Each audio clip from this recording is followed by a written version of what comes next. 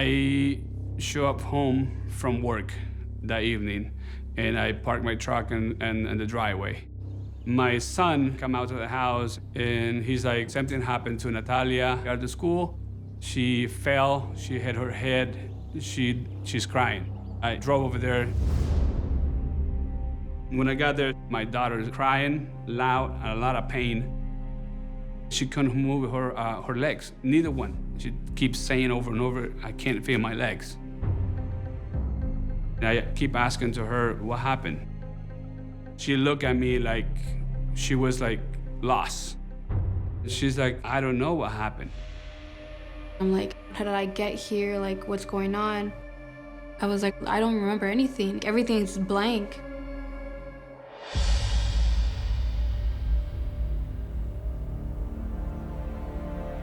It was very clear that this girl was on the sidewalk and that a car left the roadway and struck her. We had tire track marks, impressions.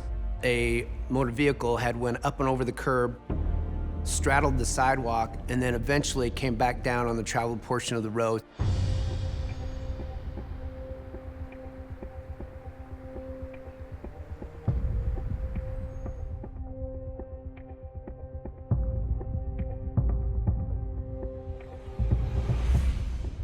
We learned Nicole Poole was 42 years old. She lived in the Des Moines metro area. In the still photo, she was at the front door knocking on the door, but we didn't have any video after that. According to talking to her ex-husband, she was there to see her daughter. The time of her being in the area was right. We had to find this Nikki Poole, and we needed to get her in for an interview. We had found out several days later that she was in the Polk County Jail. Nikki Poole had gone to a convenience store in West Des Moines. She was clearly either under the influence or having some sort of mental health episode at the time.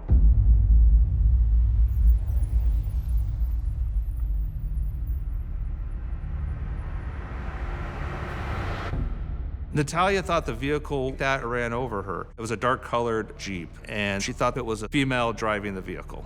I authored a search warrant to search that vehicle. It looked like there was a shoe print mark on the passenger side door. And the dirt that was on the car, it looked like impressions from clothing, like that pattern had been impressed into the side of the car. That really started to bring Nicole into the picture as the suspect.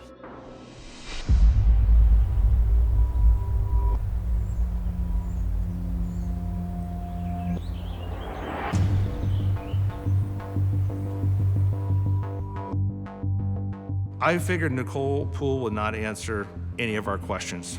I figured she'd just sit there and say, no, I want an attorney. So we went in there with a more relaxed approach.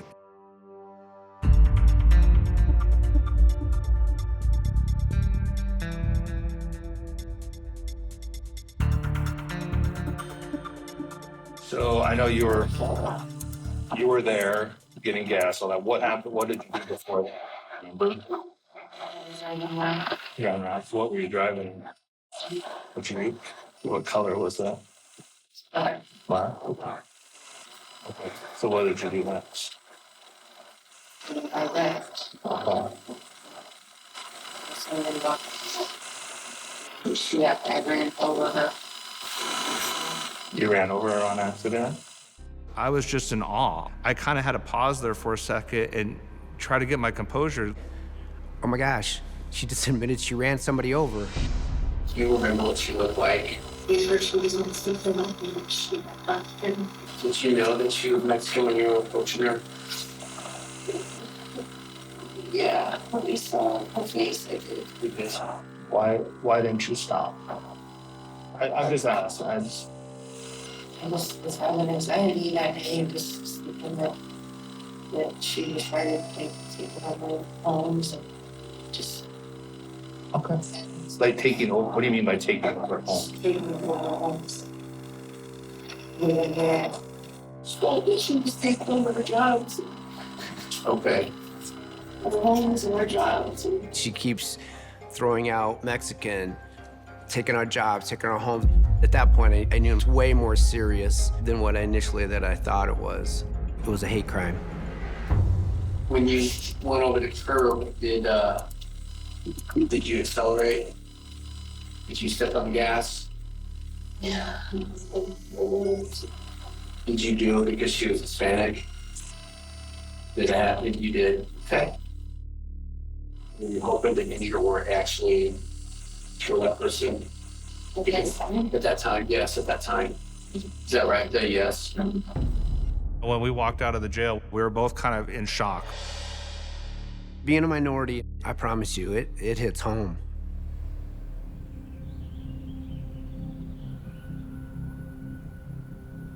Our investigators heard from the Des Moines Police Department that they were investigating a case where a car had gone up onto the sidewalk and a child had been hit by a car. And she was the person that did that. We have a single incident, but it just expanded and blossomed into this huge, pattern of activity that she was doing on the whole west side of Des Moines. I really fear that if she had not been stopped at that point, that there may have been other victims in other ways. It's really disheartening to see where you can take that rage and turn that toward children who've never done anything to you, who are just walking down the sidewalk, as all of our community's kids do every day. This behavior is not acceptable anywhere, especially in Clive.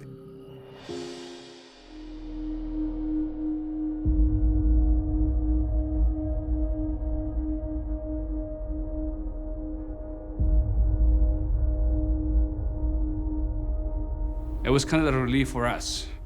Oh, great, they did it. They found who did it. But then when they give the notice why she did it,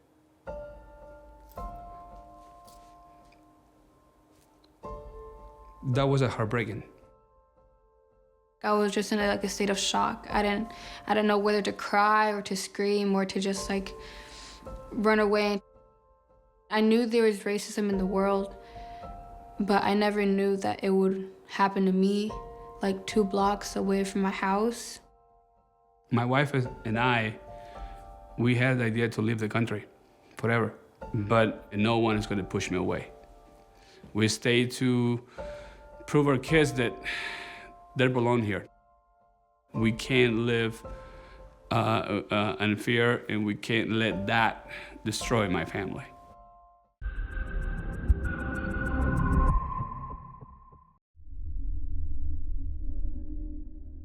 Nobody knew where he was. We knew something was wrong right away. I don't know where he's at. What did you do with him after that? Enough is enough.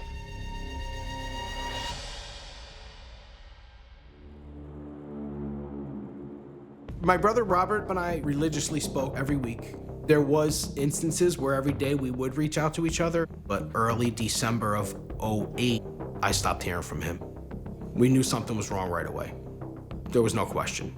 I kept calling and I got no answer. I said he would have got back to me by now. We were trying to find him everywhere, like any other family would do in panic mode, especially being thousands of miles away. But nobody knew where he was. He basically fell off the face of the earth. My sister, more than myself, started calling his roommate at the time, Daniel Alexander, and saying, hey, he was living with you. Where is he? What's going on? He said, yes, he was here, but he's not anymore. I said, well, I know that, but I'm trying to find him. And he kept saying, no, I don't really know, nothing really. And that was it. And at that point, it just started snowballing into this bigger Rob's missing. We waited about 5 days, and we called the police, put the missing persons report in, and we got the case going. Those records showed he had not used either since January 16th, 2009. Robert's family told us that prior to him going missing, Robert's mother had passed away, and he inherited roughly $50,000. Once the money was deposited from his mother's inheritance, he was making, if not daily, every other day withdrawals from his account. So when he was no longer withdrawing money, that does not look good.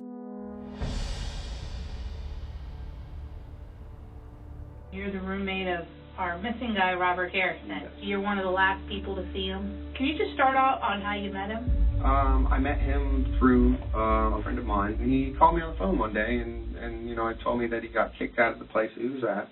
I said, you know, you can come crash on my couch for a couple weeks. Did he live with you when his mom died? Yeah. Did he tell you how much his inheritance was? No. Did he tell you he was moving, he got a place, or how did it happen? At first, no. I came home and almost all his stuff was gone, so it was a surprise. I was like, oop, he must have found a place. 1 to 2 days later, he came back, and that's when he came back in the black Mercedes with the girl and picked up the remainder of the stuff. It wasn't making sense to us that Robert had just left his truck and left with a female in a Mercedes. We're thinking that Daniel wasn't being upfront and honest.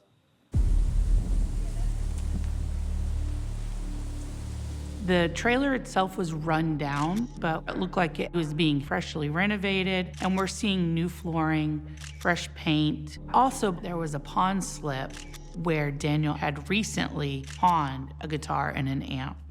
That does not look good.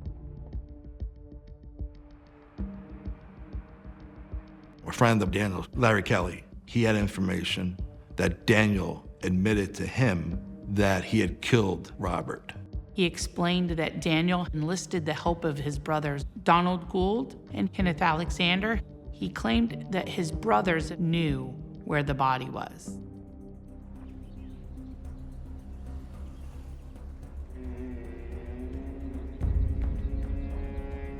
First of all, I told them that he was freaked out around this and that. Yep. Now that's why he left his truck there with me. Now, it wouldn't hurt if you said something to corroborate my story good. You know what I mean? I tore my carpet out. I tore the whole floor out, and I went up and down that trailer 9 times, cleaning that up. There ain't no way they didn't find.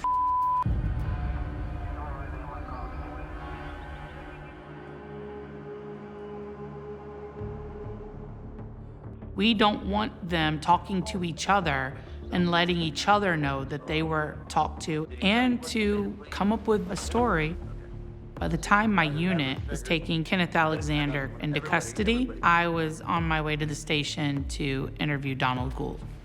Donald was agitated. We didn't really have a whole lot of time to build a rapport, so we decided to inform him why he was there and give him the opportunity to help himself by telling us what he knew. I have no idea where the guy is. I thought Dan told me that he didn't kill the guy. That's what he told me. He told me the guy left with some girl in a car. Well, that's what he told everybody. That's what he told me. That's what he told everybody. The same to the police. Some people come off angry and demanding because they want you to be in fear of them and stop talking to them. And some people had nothing to do with it, and they want you to believe them. That's it, man. I didn't hide nobody. I didn't see him shoot nobody. I don't even know if he shot nobody or how he killed this guy. Listen, I'll tell you right now, he was around one day and said that, you know, probably dead or this and that, you know. I even told my girlfriend that you know, he was telling me this news. I said, the guy's been missing. And I said, hey, wait, I said, you know, you didn't kill the guy. He said, oh, yeah, right. I killed him and buried his body out here. He just kind of like acted like, you know, he was around with me. Then he started laughing, you know, like he didn't do it, you know. Kenny, again. I don't know where he's at. I don't know where he... What did he tell you? They were in the kitchen. They were fighting. He said he hit him with a frying pan, and I guess he got a kitchen knife out of the kitchen or something, and finished him off. What did he do with him? Because obviously he's been missing for... And don't sit and tell us. I have no idea. Don't sit and tell us that you didn't say to him. What did you do with him after that? He said he took him out in the woods and buried him, but I have no idea what that is. All right, knowing Danny, would he feel safe if it was on the property or down the street? It wouldn't make sense to leave him on the property. Maybe. Yeah, but he knows the property.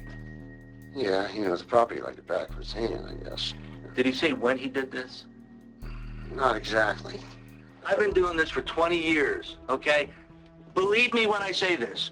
You get in a truck with me, you can get in a truck with him, drive him to where the body's at, and you go home. I'm giving you my word, bro, right now. That's all I can give you is my word. That's all I have to give you is my word. Tell me the truth and take me there, because if you continue to lie to Detective Boyle and he proves you were there, then you're an accessory. Right now, you're not.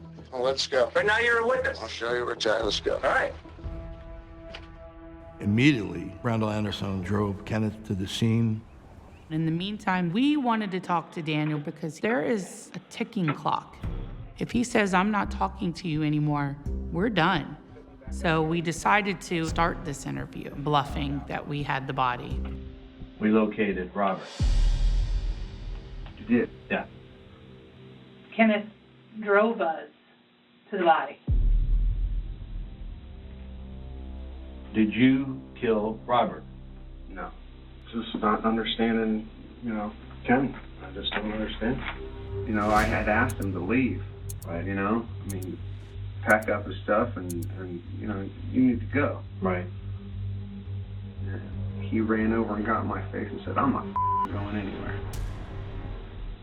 I don't know how we struggled around and rolled over, but I ended up getting a hold of his hand, and as we fell to the floor, it jabbed him.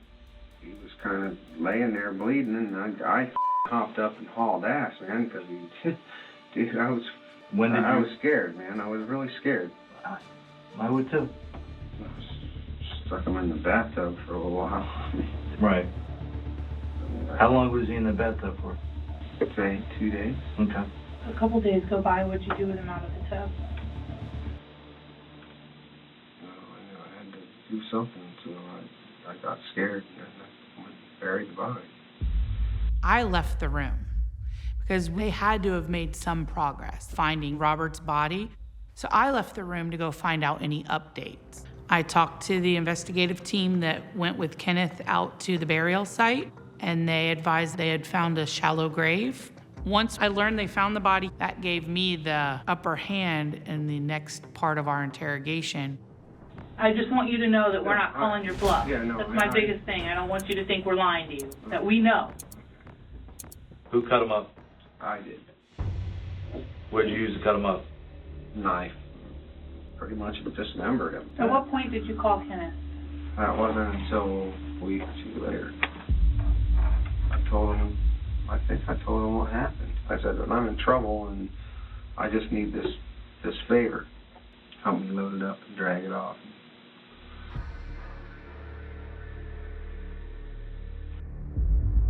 Daniel Alexander was found guilty of second-degree murder. He was sentenced to life in prison, and he received an additional 15 years for abuse of a body. Charges were not filed against Donald Gould and Kenneth Alexander.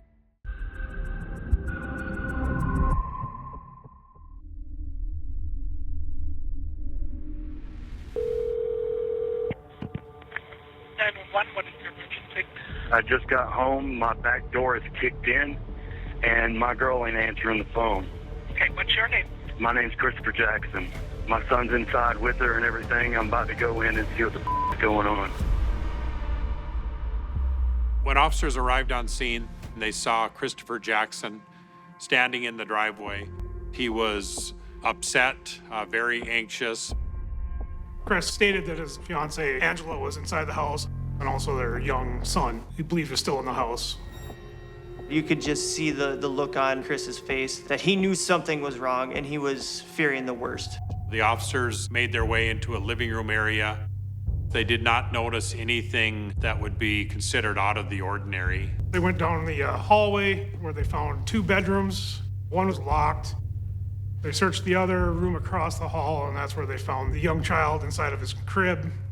He appeared to have been sleeping, wasn't harmed, seemed in good condition.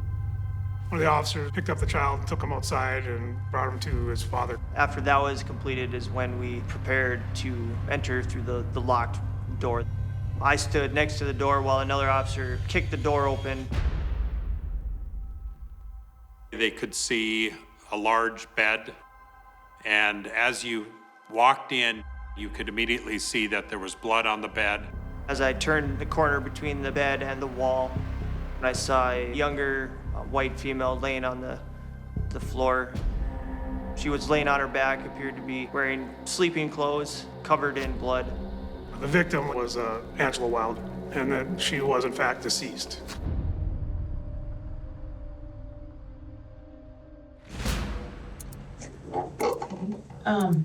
Where do you work at? Walmart. Walmart? Okay. What do you do at Walmart? Stock. Okay. So walk me through what happened this morning. I always call her on break. Okay. Just to see how she's doing. Just to talk to her. Mm-hmm. Because I work nights. What time's break? Break is 5. Did you call her at 5? Yeah. Okay. And how did that call go? It didn't. I figured, okay, she's just tired. But she always picks up whenever I call her. What time does she usually pick you up from work? She's usually there about 7, and she's not out there this morning. So I call a taxi, I get to the house, so I walk around back, and the door is open.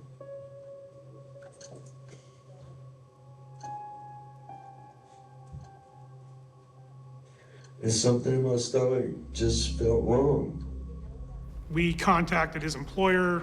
We were able to get the video of all the cameras in the business. And we were able to confirm that Chris never left his job that night. My initial gut feeling at that point was that he probably was not the one who murdered Angela. So last time you were in the house was when you left for work last night? Yes, ma'am. Who would harm Angela if that's the case? Richie. Chris told us that Richie Wilder was Angela Wilder's ex-husband. They also shared a biological child together, as well as Angela's firstborn child was adopted by Richie while they were married, and they shared custody of the children.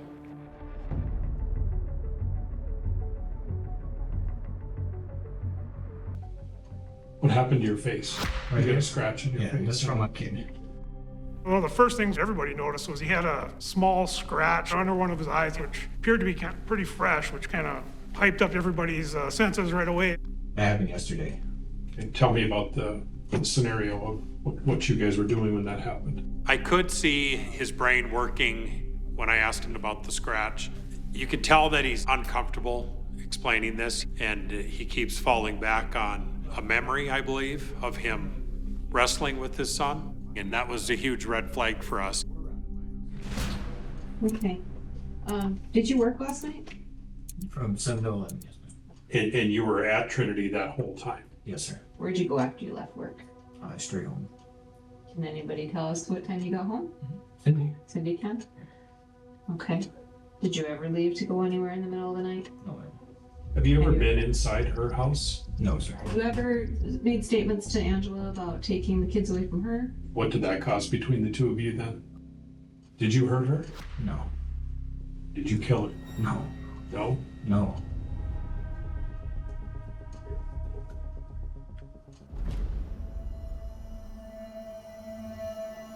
She confirmed that, Richie came right home from work. She claimed that she woke up in the middle of the night. He was still in bed beside her. He was there all night. We suspected that she might have been covering for Richie, but she didn't seem all that concerned that Angela was dead and that she'd been murdered. It was just strange. When the crime scene team processed the Honda Pilot, one of the crime scene officers located a small dot on the passenger door. It was dark brown in color and smaller than a pencil eraser. It came back as human blood. So we sent the blood in for DNA testing. At that point, it becomes a waiting game. Richie worked in a local hospital, and they found out rather quickly that Richie was very popular with some of the female coworkers. Richie was having affairs with different women throughout the hospital. He really wasn't the greatest guy when it came to how he would treat women, but that doesn't help us build our case against him as a murderer. About a month after the murder, we did receive a call from the North Dakota State Crime Lab. They told us that the swab taken from the Honda Pilot was Angela Wilder's blood. That was the breaking moment in this case. Took him to the police department, and Richie lawyered up. He wasn't going to talk to us anymore.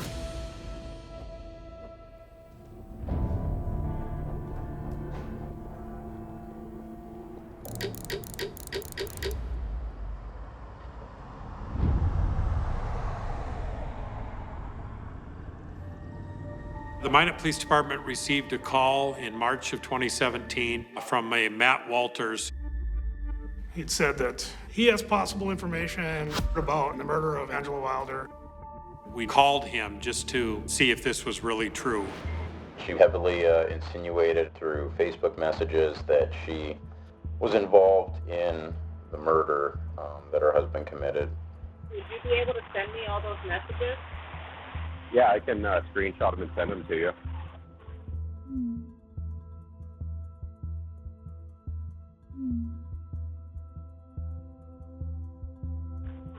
Immediately after that, she says, it wasn't supposed to be a knife, and you were the only person I have said anything to. That one really raised the hair on the back of my neck. We knew that this was our chance to hold her responsible for the role that she played.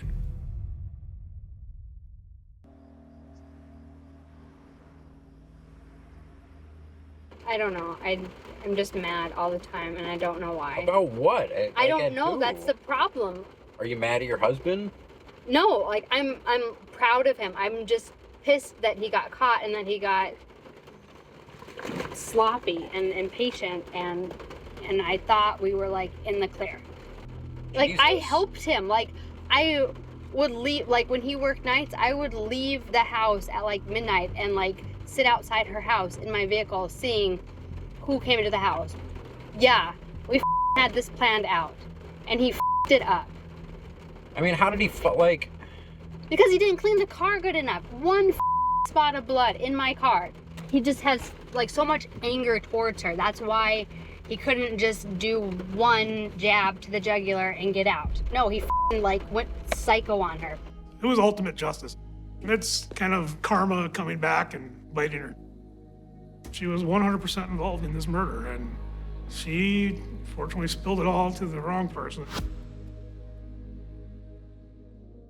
Cynthia Wilder was sentenced today in a hearing where the judge went well beyond the recommendations of both the defense and prosecution. You were the one person who could have intervened.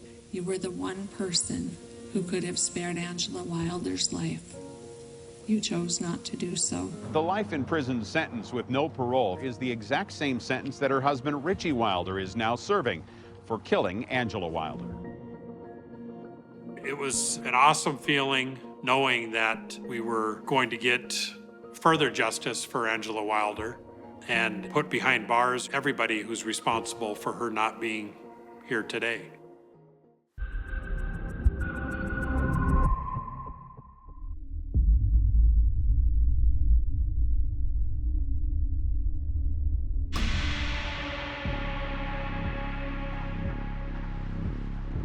Calling 911, where's your emergency? I need an emergency right now. The shooting at the corner store next to CVS. Okay, do you know if anyone's been hit?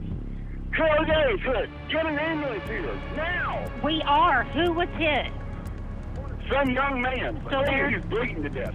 Somebody just shot this kid 3 times. Okay, we got everyone en route to him right now. This guy's dying. I'm not kidding you. The guy is dying.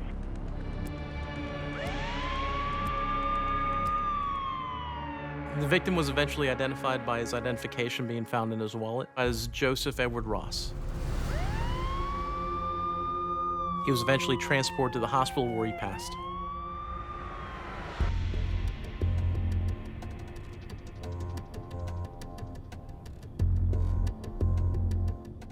Our crime scene comes, takes photographs, really documents what's going on. Because there is a lot of activity, crowds start developing. So we start going up to those crowds. Hey, did you see what happened? Did you hear what happened? The witness at the scene observed the victim walking through the parking lot, talking on a phone and arguing. And shortly thereafter, they observed a red Dodge pickup truck pull into the parking lot.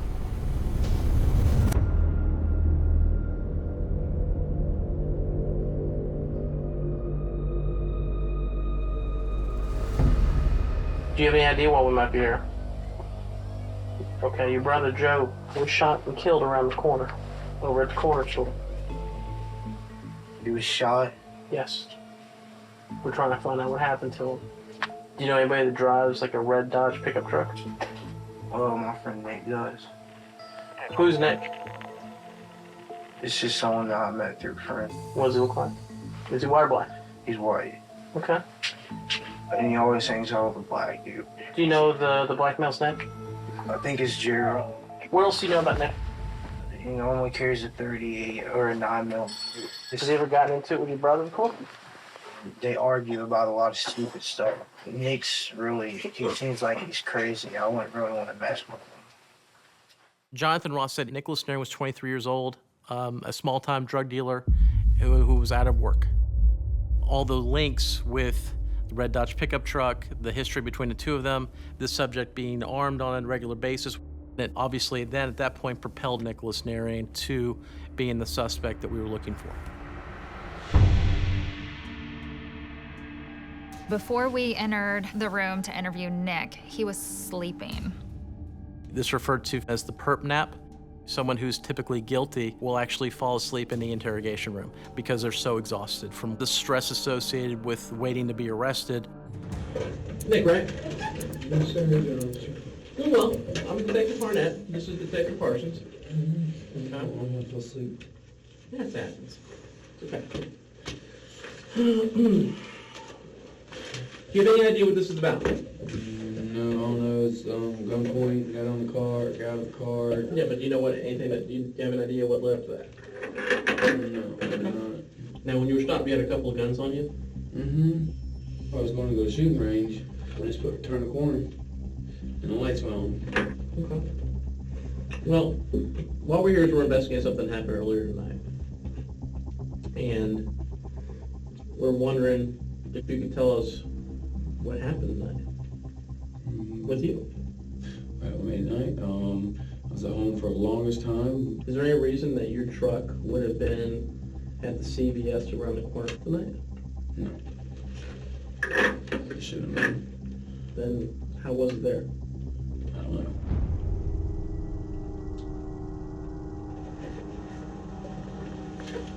know. The reason that it was there is because something happened there. Okay? He's very engaged right now. He's up at the table, he's close in, he's in a very strong position. And at first, I'm back, so I move in to show that I also have a very firm position in my assertion that his vehicle's there. If it seems as though I'm not sure, he'll take that and he'll run with it. And that allows him to have an escape. You had 3 guns on you tonight. Yeah, one person, yeah. You fire any of them tonight? No. Okay. Well, let's just say, for example, that maybe it's not one of the 3 that you had on you. It doesn't alleviate the fact that you were there when shots are fired. No way. You were involved in something tonight at that location, and I'd like to hear your side of what happened there. When he's feeling threatened, he starts to back up. And the hand that he's able to actually goes into his pocket. So it's another defense mechanism that he's using where he's hiding and concealing what actually happened. You can choose to be deceptive all you want, okay? I have no reason to be on this side of town. Let me point something out to you. This thing is that you were there because people wrote down the tag number of your truck there, okay? No, the truck shouldn't have been there. Wasn't in my possession. It was there. Wasn't in my possession though. But you were there. I wasn't there. Yeah, you were. How do you know that? Video cameras. You can see me in my vehicle. You're kind of distinct. So I'm guessing that thing had full video around the whole camera, around the whole store? I'm not telling you there's video everywhere, because there's not. At that point, I didn't have video of the shooting, but he's nodding, because now he believes it. So with him, I felt comfortable throwing out the bluff in such a way because I didn't think he was going to call me on it, and I thought he would accept it.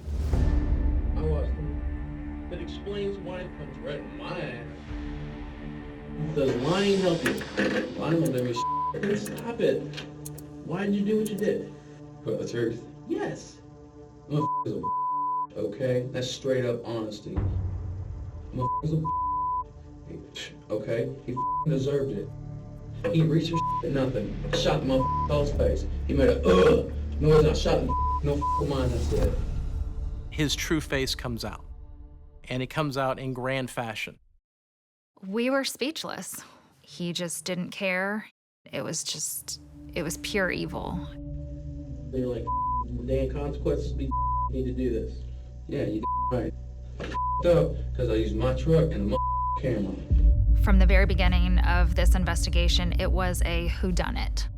And within hours, we had the suspect in custody. We had a confession, we had him charged, and he was on his way to jail.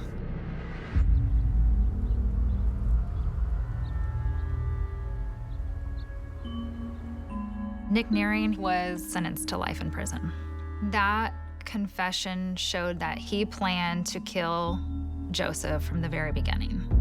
And it showed his mindset that he did not care. There's no chance of Nick getting out ever. He'll die in prison, and that's probably best because I do believe that he would kill again if he had the chance.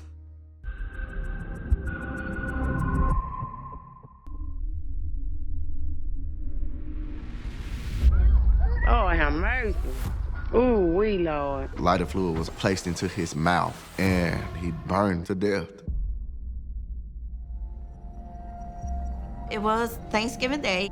I remember buckling in my son in his car seat, and next thing we know, that house right across the street from us is smoking a whole lot. So I immediately called 911. Is this Brownlee house? Yeah. We arrived at the fire scene within minutes of 911 call. I witnessed 2 windows that had been breached, smoke coming out of them, smoke coming from the roof. My family, they come outside, and I remember hearing that somebody was indeed in the house. They went in searching for the victim, trying to search thoroughly each room and bedroom for occupants. They searched the house until they made it to a bedroom. They found the victim in the bed. He was in the room with the fire was breaching out of the windows. He was within 10 feet of those windows. The bed was heavily consumed with fire.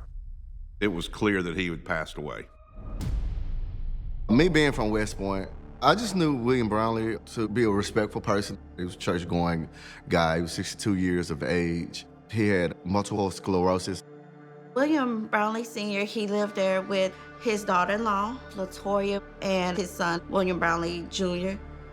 William Brownlee Sr. was bedridden, and they both were taking care of him because of some health issues he had going on at the time.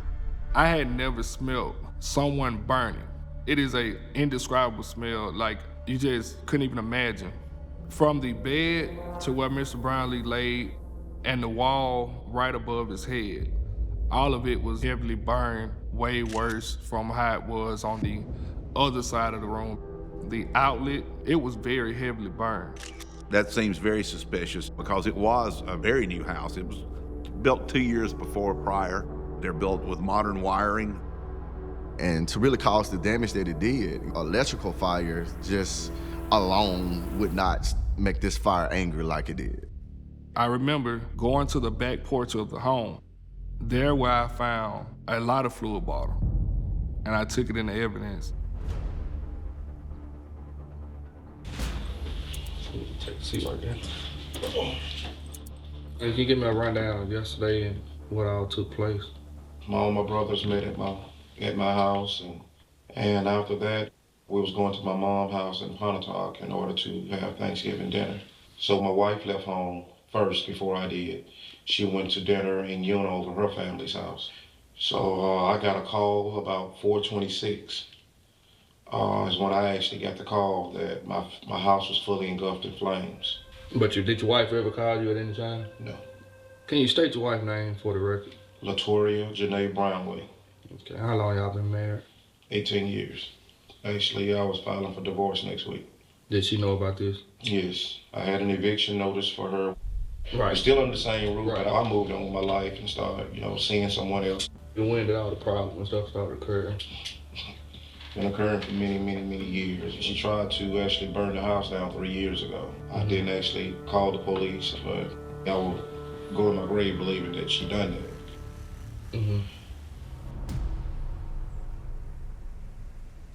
You may run out how you and your niece came in contact yesterday.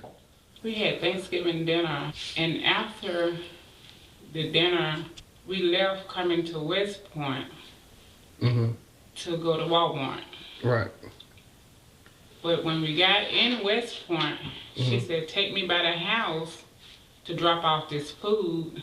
We went to by the house. This should have been like, what, around 4? And she got out, went in, and she came back out less than 5 minutes, and we went to Walmart. Soon as we got to Walmart, she got a call saying, smoke coming out of your house. And I'm all upset now. I said, well, is your father-in-law in the house? She said, yes. So I really got nervous then. And then I could see smoke from Walmart parking lot in the air. Right. Basically what you telling me, y'all left from the residence around 4 or 5. Now, the person called 911 at 4:10 saying the house was in flames. And I got a video showing her the house in flames at that time. That room was burning before she left. Really? She had to sit there and have some fun.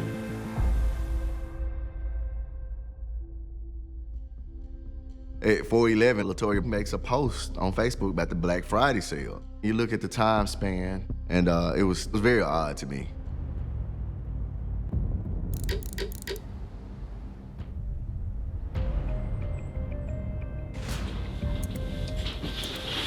All right, you do understand you're still up on the Miranda, so you still willing to speak? Yeah. Okay. All right, you left Unum Thursday around what time again? Around 3:20, 3:30. You left around 3:20, 3:30. What time you make it to town? 3:55. All right, what made you go by the house? They take my plate and I had to use the bathroom.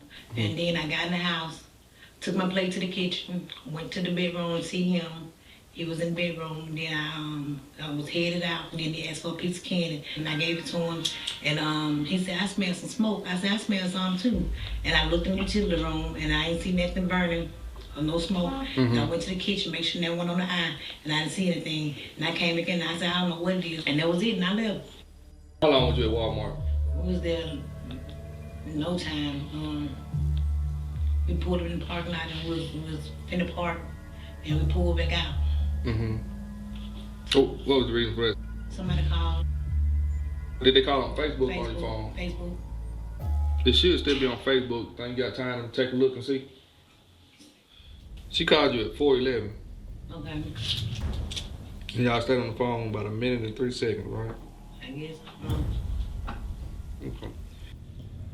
Was you on Facebook around that time? Was I on Facebook? I was at Walmart, so I probably not.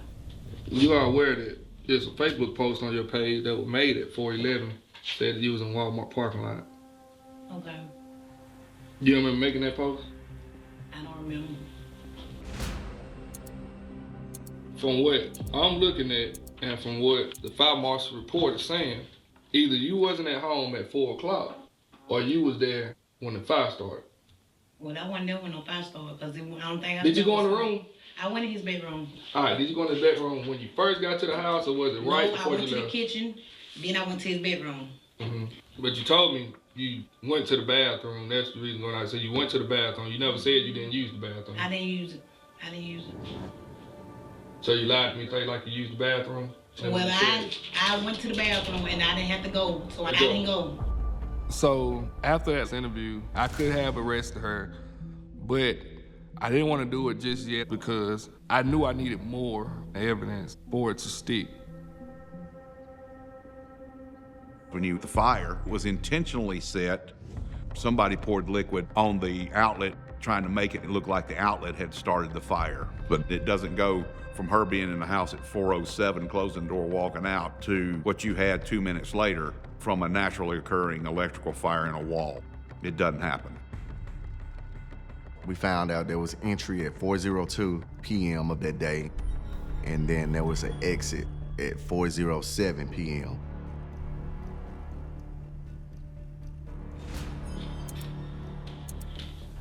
This is a tragedy. And it's up to us to figure out what happened.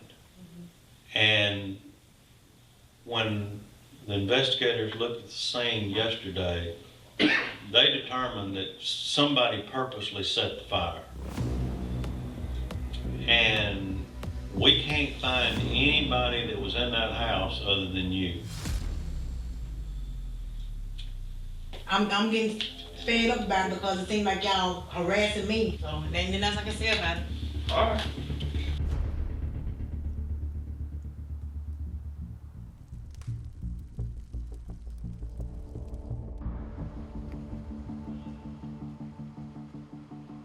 What did I have to gain by killing him? That's what I want to know. I don't know, you tell me. If I knew who did this, I would say who did it. I'm not gonna go down for somebody, you know what I'm saying? I don't have no idea. After the final interview with her, we were prepared to go to court with her and the 5 lawyers that she had.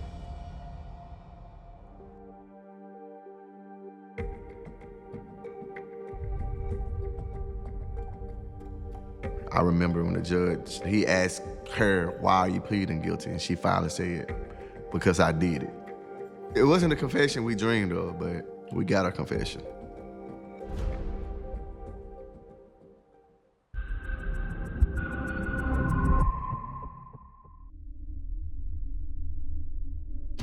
We have an unsecured back door. Myself and my friend here are going to go ahead and secure the residence. Sheriff's office! You knew Chucky got shot. I did.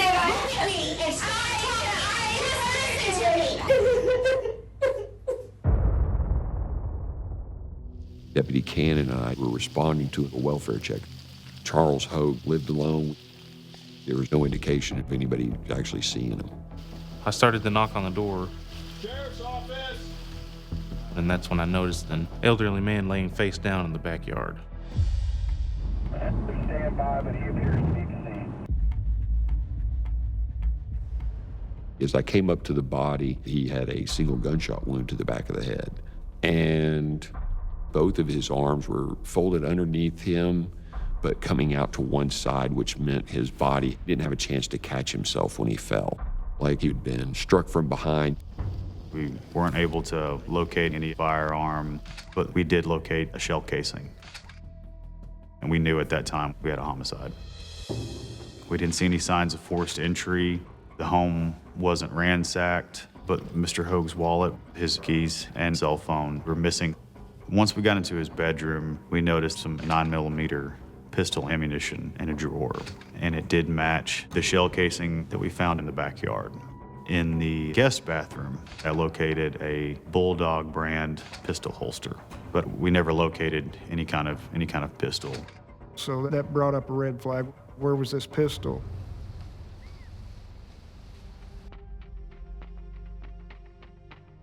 Mr. Hogue's vehicle was found behind a vacated building, and the area that it was in was very grown over. It was parked up against bushes so that it looked like somebody was trying to block it from public view. The only thing of note that did come from that search was the driver's seat was all the way in the forward position. We knew that Charles Hogue was tall. The last person driving that vehicle was much shorter than Mr. Hogue was.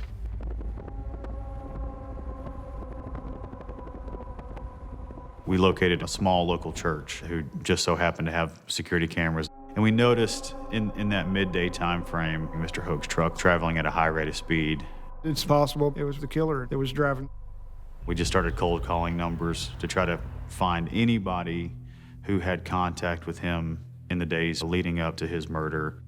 And then I called a number. A female answered the phone. She identified herself as Tara Wilhite. She began telling us that in the weeks prior, she was kicked out of her home and was a bit destitute. And she was walking along a rural highway, and Mr. Hogue came upon her in his vehicle and had asked her if she had needed a ride anywhere. Mr. Hogue told her that he'd be willing to let her stay at his home. I had to inform her Mr. Hogue was found murdered at his home.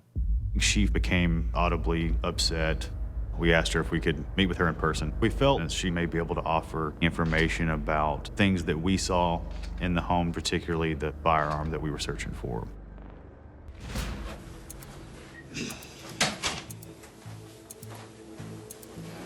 I know everything's been a little bit crazy, but we appreciate you coming in. So, starting from the day, that you first met Mr. Hogue.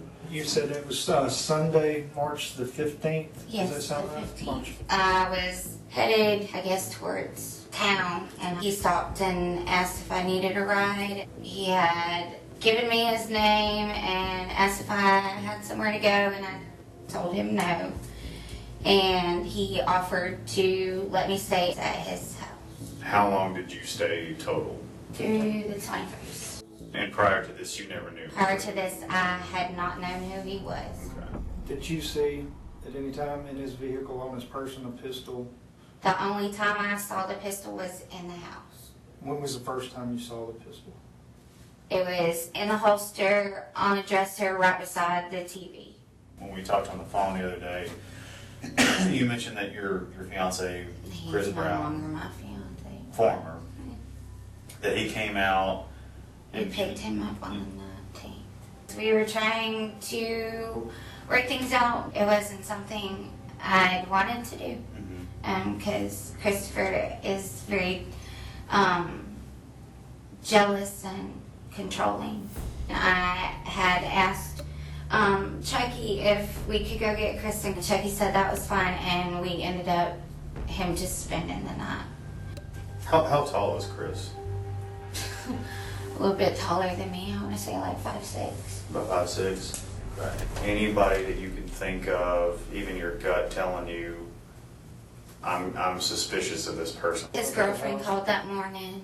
And I know that was something we talked about the other day, that Chucky had met this female online, Yes. right? She supposedly lives in Pennsylvania. And was coming the week of the 25th, but as far as I knew, Chucky did most of his socializing with her through Facebook.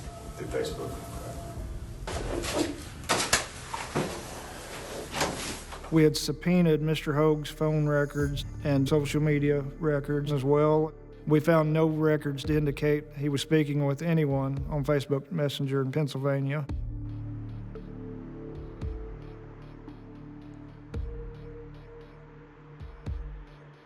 There's absolutely no record of him talking to anybody in Pennsylvania on his phone records. Then why did Chucky tell me that? He absolutely had no FaceTime conversations, absolutely had no Messenger conversation. Well, he was on the phone, and he told me it was his girlfriend, and she was Vietnamese.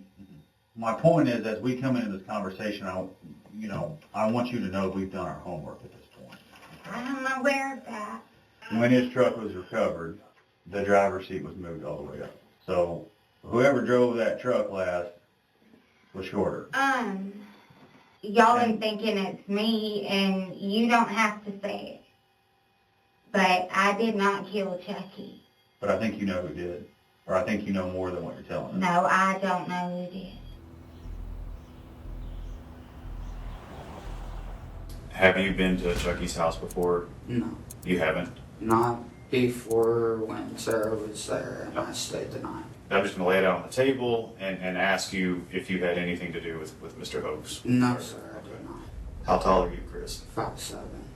You want to take a wild guess as far as how tall the person was that was driving Mr. Hogue's truck? No, sir. He was between 5'6" and 5'7". Tara put me up to. Okay. Can you tell me about that? We were supposed to go over there and just grab a few things to go sell. And it got out of hand. I walked back in, used the bathroom, and to grab a few things. And What'd you grab? It was a .45 pistol. And we stepped out, and he was out back. I started taking off, and he said, "Hey, can you come here?" I was holding the gun, and my finger was on the trigger, and I didn't mean to shoot. I'm gonna just sit this in your office. Yeah. He did take us out to the creek there behind the residence. We get to this body of water, and Chris Brown points to the water. We find Mr. Hoag's wallet and the keys to his vehicle and a 9mm handgun.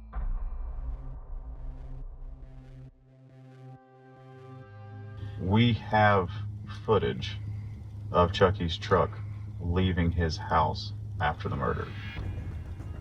I was there, but I didn't know what happened. I promise I didn't do anything.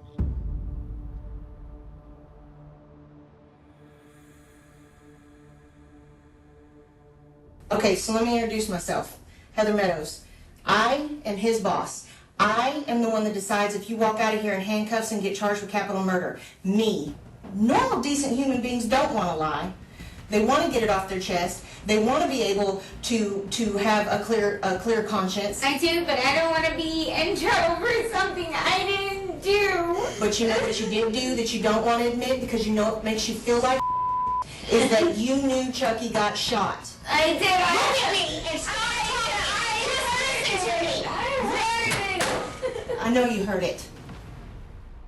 That gave us the probable cause that we could arrest her as a co-conspirator to the homicide.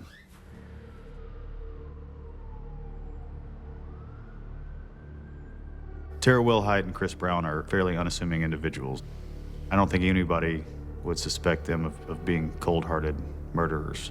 And that's what makes them that much more dangerous. And I don't think that they should ever be released.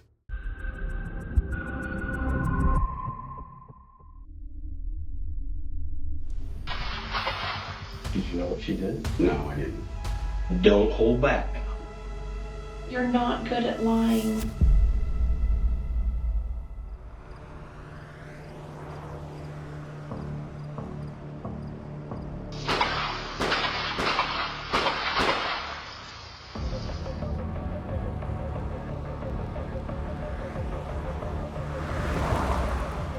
When I arrived, there was 2 people on the front porch and blood everywhere. Both victims looked as though they had been shot and were obviously deceased. The reporting party told me that they had a daughter. She was found in the bathroom of the home, uninjured.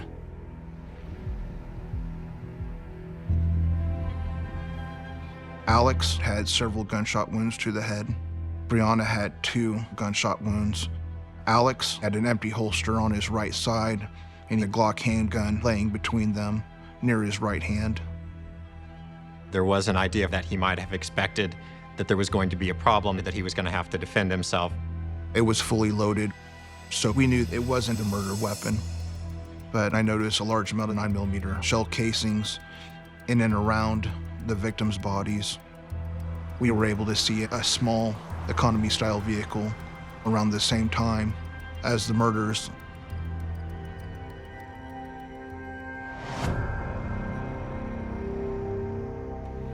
She didn't ask about her daughter. She didn't ask any questions about the crime. Do you know anything about any of that? No, I was working all night. And you, just to be clear, what was your shift last night? My shift was 6 p.m. till 1:30-ish. I usually stay and hang out for a little bit before I leave. When I got home, I was exhausted. Right. Didn't take long before I fell asleep. She didn't seem shocked. She didn't seem worried or concerned. It was suspicious.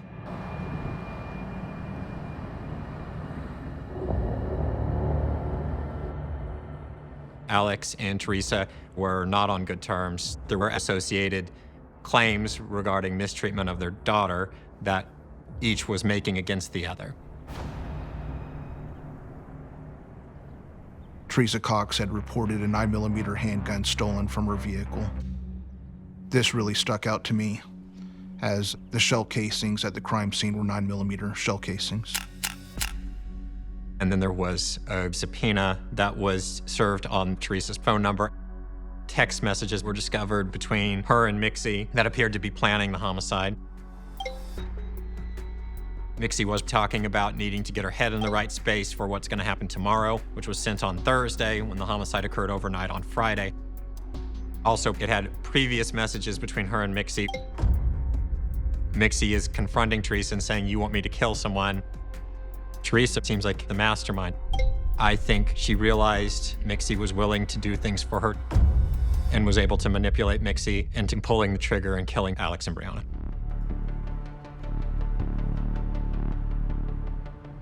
Did her girlfriend show up that day or that night anytime? Not that I remember. Okay. Was there anything different about Teresa that Friday night? No. Matt told me that Tree was with him until they all left at 4:10. And the girlfriend got there about like 2. So Matt said to the police that Teresa went home after work. And Matt told you Teresa hung out with him all night. And he took her home. I don't know why he would have said opposite things, but Tree was there just as late as he was. Her girlfriend didn't get there until a little earlier before they left.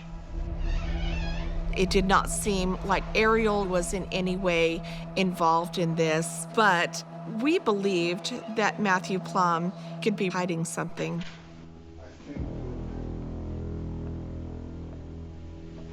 And so Friday, what happened? Friday night, Tree said her car was breaking down. She come in and told me that she had to let it sit because the transmission was overheating or getting hot or something. I didn't really. And Teresa's with you? Until like 1:15, and then she left. Each time he would tell even a small lie, he would kind of wave his lie off by giving me the hand signal, I just lied to you. Whatever's in your mind right now, you need to tell us. Mixie showed up at work right around 2 o'clock. What did Mixie tell you? She was saying something about she did something horrible. You don't like the type of crap where people get gunned down? No, I don't. Yeah, I don't like that either. I think there's a lot more to this conversation than you're letting us know still. She didn't really tell me anything. Is it because you already knew what she did, she didn't have to tell you? You knew it was going to happen? That was a yes. That was a yes. It was. Okay, so you already knew. Okay, you already knew. Got it. Can I have a cigarette first? Yes, absolutely. Not in here. You got to go outside. About 2 weeks ago, before this happened, okay, asking me if I knew where she could get a throwaway gun. You're talking about Teresa? Yeah. Okay. I told her no, I don't. Sure. About a day later, she tells me that she has a gun. She was upset about everything going on. Right. And then she started talking to me about wanting to do it on a certain day. I'm like, well, if you're actually going to do it, do it. But I don't really want involved. If you're going to be at work, hey, there's your alibi. Right. What did they do with the gun? That I do not know. Okay. So the plan, was that something that you and Teresa discussed? Teresa discussed with me the plan. And was Mixie any part of that plan that you heard or you saw? Or was it just you and Teresa? Just me and Teresa. Okay. So was part of the plan then for Mixie to do the terrible thing? Okay. I told Teresa if she wanted to get rid of a gun, Rutledge Wilson was a good place to go. If you got rid of the gun, please don't hold back. If you did that. Yeah, I did. We got in the car and Matt took us to the location where he had thrown both the gun and the magazine. As soon as we were at the location, the Missouri State Highway Patrol dive team was able to locate the gun. The firearm matched the serial number that Teresa Cox had reported as stolen.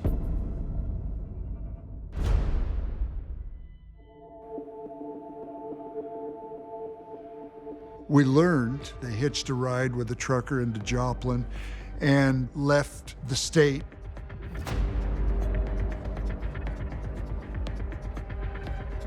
We obtained a search warrant for Teresa Cox's residence. We located a portable safe in the closet. We found a Smith & Wesson handgun magazine. The casings had S&B 9x19 20, the same head stamp found at the crime scene. Also, we received information from Teresa Cox's phone. Her internet search history was showing things like, what's the easiest way to kill people? How do you report a gun stolen? And then you also have things about how to go on the run.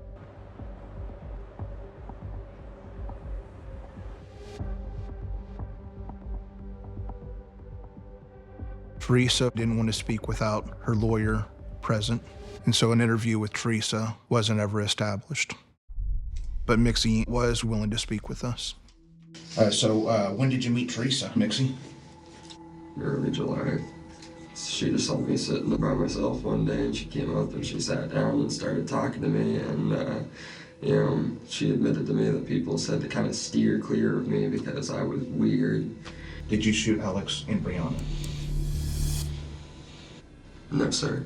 I don't know anything about any of that. Mixie, tell me why you couldn't have done this. It's just not a thing that I'm willing to do. I was out getting drunk with my friends anyway. Who were you drinking with that night? I think I'm done with questions. I just want to go back up to my cell. There was a recording that Brianna took on her cell phone on the night of the murder. You can hear her talking to someone. I recognize the voice to be Mixie's voice. I just try to reveal it to you guys in person. Let me call him and see when he's going to be home. Mixie was luring Alex back home.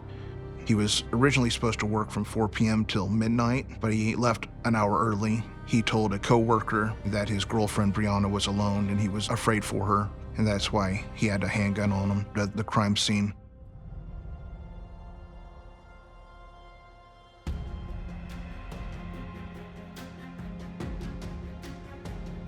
Teresa Cox pleaded guilty to first-degree murder, second-degree murder, and 2 counts of armed criminal action.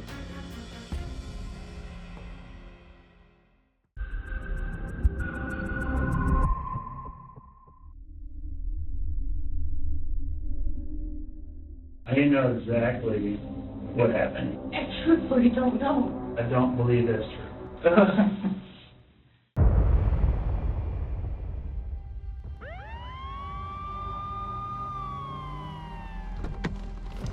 I received a call from our dispatch to check on the well-being of Mr. Wilson. The front door was unlocked. Walking into the back bedroom, we located Mr. Wilson on the bed. There was a lot of dried blood coming out of his mouth, down his chest. It had pooled in his lap and also under his head. There was blood clearly on the ceiling and wall and soaking the mattress. It looked like he had been inside the home for a few days, deceased. We found that Steve was stabbed 4 times in the back and shoulders, and then 4 times in the neck and head area. The fatal wound was to his spine. The stab wounds were, so severe they broke through bones. There was no forced entry at the residence, but we did locate some watch boxes that were emptied out on the vanity. I noticed that all of the cigarette butts were white Marlboro cigarette butts, but when I opened the lid to the ashtray and the cup holder, there was one brown, cool cigarette butt. I believe that it had to have been recent. The DNA from the cigarette butt may point us towards a suspect. The one thing that stood out were some Cash App transfers to a person named Daniel Diamond around the time that we believe he died.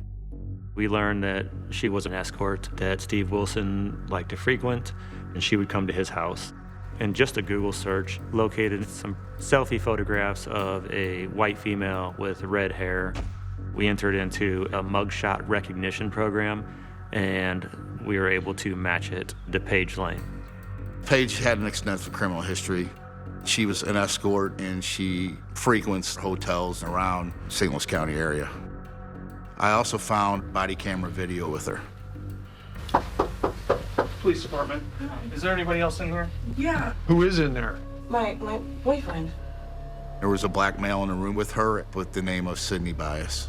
You have a probation violation. We got to give you a new court date. And I know you're also soliciting. Sydney Bias had an extensive criminal history of violence and drug-related offenses. He was a documented gang member with Gangster Disciples, and he goes by the name of King. We believe that he was Paige Lane's pimp. A mile away from Stephen Wilson's house in Wentzville, Paige was seen at the gas station. When the tags were ran, we came up with the name of Sydney Bias as the owner of the vehicle. We discovered she had purchased a pack of cigarettes.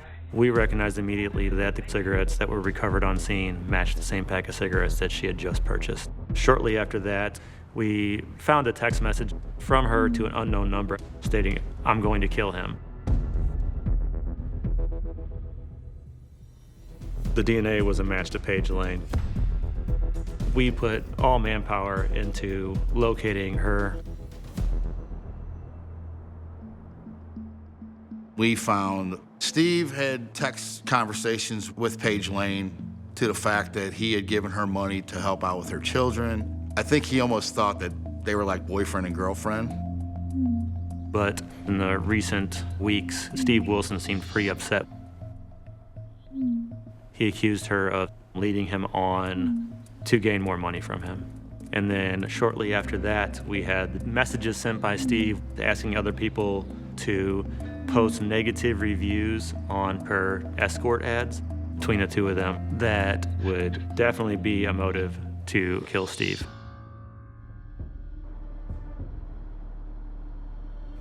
Police units converged on their vehicle, and we were able to take Sydney and Paige Lane into custody. This has something to do with solicitation or something? So what, man? It's a little bit more serious than solicitation. Okay. You know what's that right here? I don't. Never ever. Never ever seen that, man. Never. You never seen it? I don't know, but we're investigating homicide. Okay, I'm not involved in a homicide with nobody. This person right here? I don't even know him. I'll be right back with you, buddy. He was not intent on cooperating in any fashion, but we wanted to keep him to see if any information would come to light from Paige's interview. So do you guys live together or stay together? Because you ride with them today, do you ride with them often or? No, not really. Okay. There's no other friends of yours that maybe give you some money or help you out financially? Yeah, I was like a sugar daddy for a while, I guess you could say, quote unquote. Who was that? So, his name is Steve, and I don't know his last name though. What did I go see? Maybe February? Was the last time I seen him. And this is the same person we're talking about right here? Yeah. She says that she last met with Steve in February, but we know that she was meeting with him in March and getting money from him in March. We knew she was lying the whole time right off the get-go. Like, he messaged a whole bunch of girls, like other workers, and told them to set me up, to beat me up, to beat me up, to she robbed me, no. And girls are calling me, and girls set you up to beat you up? Yeah. Right when he brings up about we're investigating something with Steve, then all of a sudden both shoes come flying off. The nervous twitches with her are all over the place. Most people that are innocent, they're not so fidgety, I'm just telling you that if you're saying you never went in the house at night, the evidence inside that house from your DNA suggests otherwise. I believe you do, though. But I don't. I'll be right back. I'm gonna grab your phone, okay? Okay. So at this point, I asked Detective Sergeant Meyer to be part of the interview. He has more of a softer approach. The both of us in there together, maybe she would feel like she had somebody on her side. I'm sure you guys never talked about this. No, yeah. When you went out there at the end of March, beginning of April, you were with a friend. Yeah, she no, she didn't know that. Hey, who was this with? That's what I swear I'm not gonna lie. I'm not lying. We need to find the story that actually fits the facts, and that's what we're trying to do. You know what I'm saying? I'll meet you at first time. We gotta get past your story, okay? The story is broken. It doesn't fit. That's science talking. That's not me thinking this or him thinking that. That's science. Okay? I saw him earlier that day. I popped up and saw him. Okay. That's it. Did he give you anything when you were there? No. Anything at all? No. There's some watches, I guess, in your hotel room? Yes. Whose are those? They are in here. What do you think the odds of those watches having Steve's DNA on them are? What happened? I've been hurting so many lately. And so I went to go take the visit. Were you by yourself or were you with you? I was by myself. And like you told me, like, come over here, you know, you send me $100. Like I said, I don't do anything for $100. You bitch, and came towards, like, he grabbed one of his knives and he came towards me and I put my arm up and I cut. He came at you and cut you and you pulled your knife. I pulled mine out and like when I pulled mine out, like I hit, you know, not like accidentally because I was like defending myself, but like I hit him like on the side of his neck. Did you think about calling the police or the ambulance or anything? Yeah. When you're worried about getting in trouble? I left and the watches he had stuff like backed up like on the side or whatever. I know some of my blood got on that bag from like when I turned, and that's why I grabbed the bag. Where are the clothes you were wearing? I threw them away. Where at? In a dumpster downtown. We're telling the truth now, we're on the right track? Yeah. Like, King doesn't know.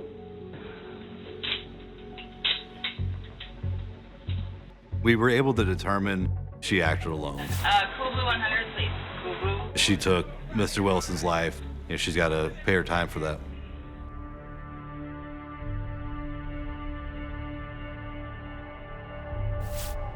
There's a sense of relief. That confession was earned. You can never bring nobody back, but you can do what you can to put the person that did it in prison for as long as you can.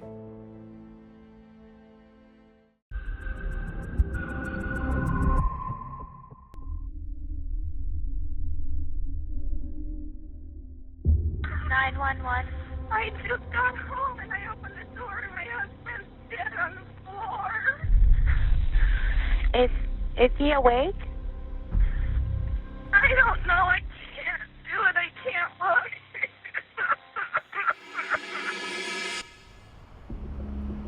That morning, I was dispatched to a call of what's called an investigated death.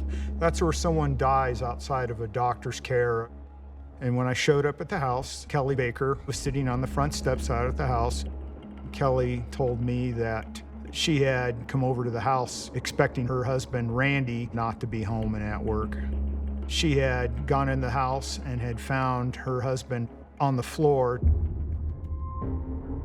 Kelly told me that Randy was suffering from some serious health conditions, and she thought Randy might have passed away due to some cardio issues.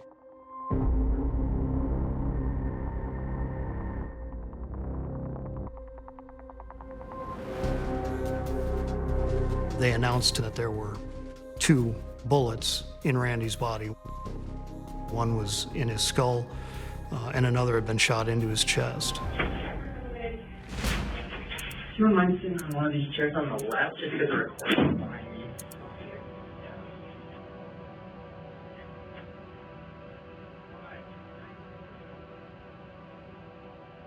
What's always important is when that occasion comes to reveal how he died, to observe and document the reactions of the person you're talking to. So you're separated. What was the reason for the separation? Randy was very sick, and he's been very sick for a long time. He had cardiomyopathy, and he was diagnosed in 2003. He's been in and out of the hospital, and I did tell him, don't call me a bitch. You know, I'm taking care of you. I'm feeding you. I'm taking care of your clothes, your house, your car. Okay.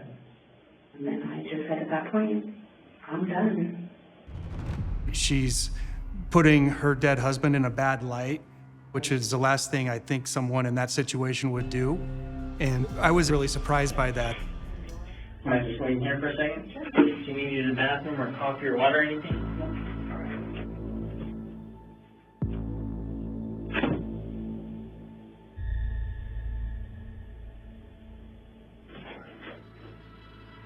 Kelly?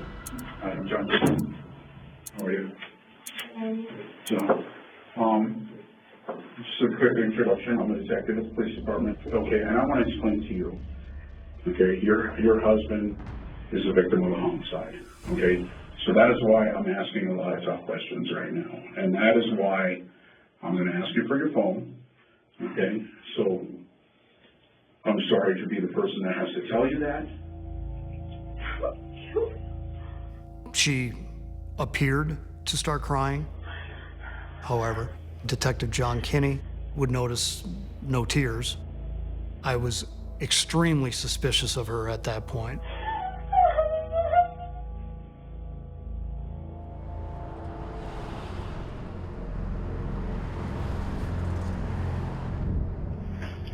The reason we asked you to come down is one, we just wanted to check in with you, see how things are going.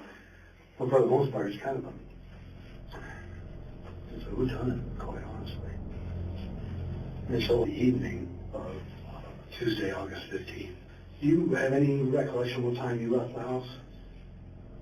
I went over there at 6:30 and I was there 5 minutes at the most. I just went in there, got the laundry, put the dog away, and then that was it. I always helped out with everything with my brother being sick. And all right.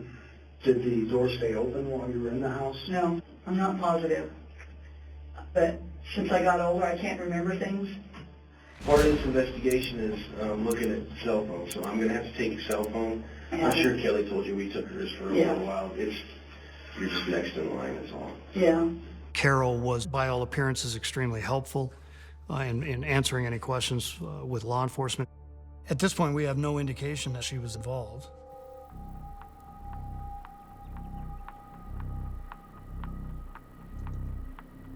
Both Carol and Kelly deleted their cell phone text history the day that Randy Baker's murdered.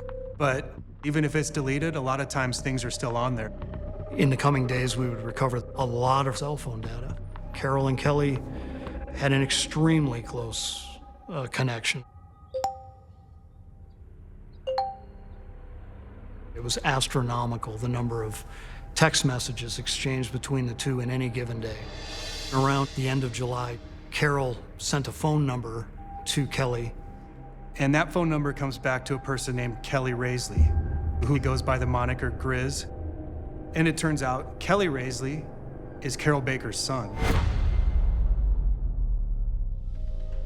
There's comments like, yes, he'll do it. I promise you he'll do it. Talks of he'll do it for $10,000 or a Harley Davidson. It appears he was intimately involved in this homicide, and Kelly and Carol were behind all this. I've never seen anything like it where someone's own sister and wife conspire to kill him and get his nephew to do it.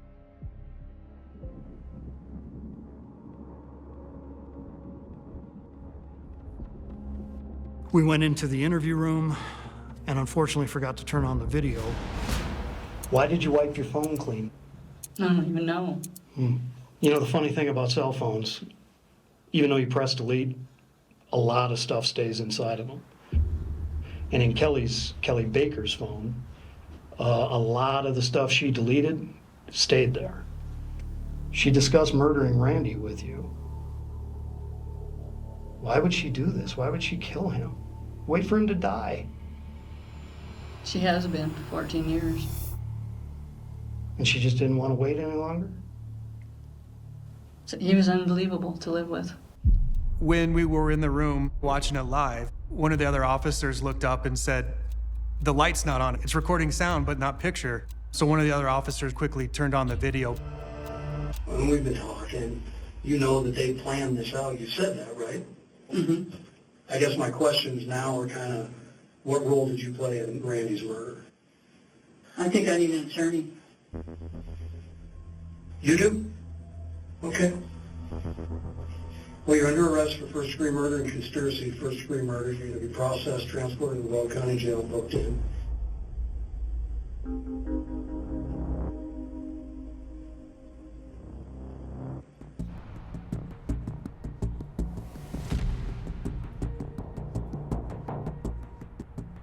So now we have Kelly Baker, Carol Baker, and Kelly Raisley in custody for this. But An arrest does by no means halt the investigation. Months later, Kelly Raisley ended up sending me a few letters. And it's clear he wants to talk to me and provide information on what happened. Were you approached ultimately and talked about what you get paid for doing this?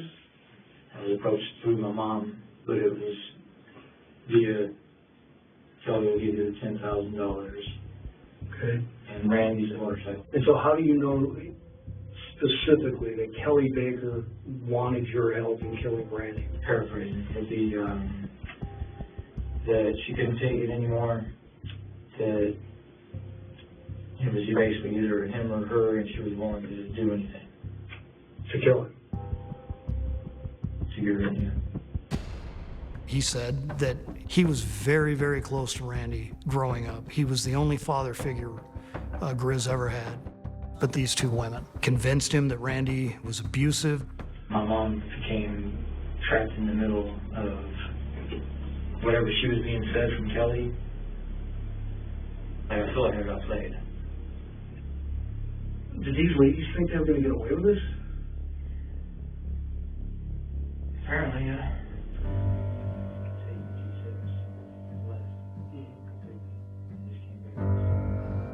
Kelly Raisley pled guilty to first-degree murder and got sentenced to life without parole.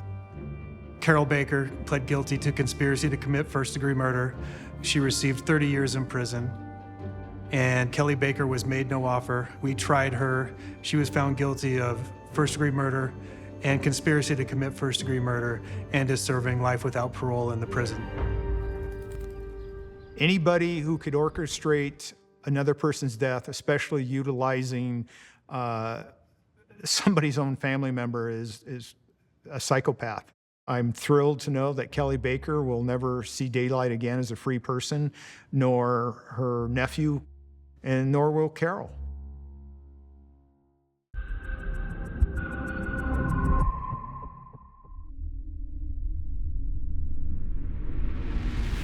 County 911 location of emergency. What's your name? Can you hear me?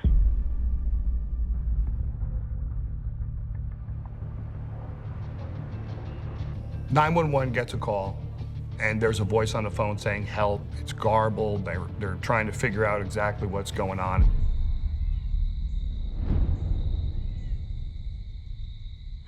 I have an officer there, but you have to go to the door. Can you hear me? Uniform patrol deputies get there, they're trying to make contact. It's late, it's dark, they can't hear anything. They do a safety sweep of the house to try to locate if there's been a crime. You could see blood all over the ground and a trail of blood that led up to the front of the house. I approached the house and could see bloody handprints down the wall, all over the threshold of the door. Opening the door, there was just a large pool of blood. You could tell that someone had been laying on the ground in that blood.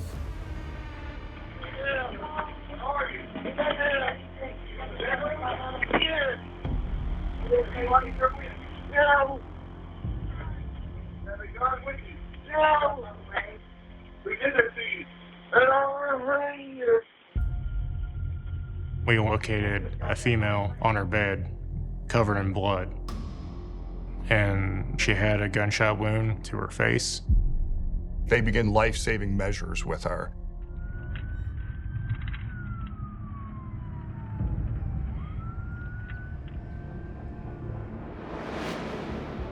You could see a gunshot that went through the window directly behind the chair.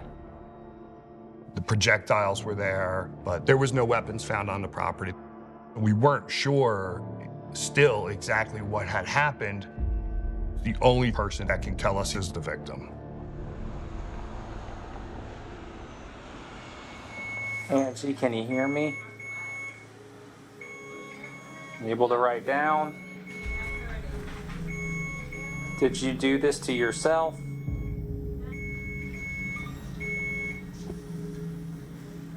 Who had the gun? Okay. This is very important. What is his name? Sue knew him? Okay. Is this the guy that worked for you out at Mom's house? I learned that Sue was an acquaintance of Angie and had gotten her in contact with a male that had come and done some work at her house. She was able to identify him as David Wolgamuth. Once we were able to confirm that she was stating that a subject did this to her was the first time that we were 100% confident that we were in a manhunt now, and the clock was ticking.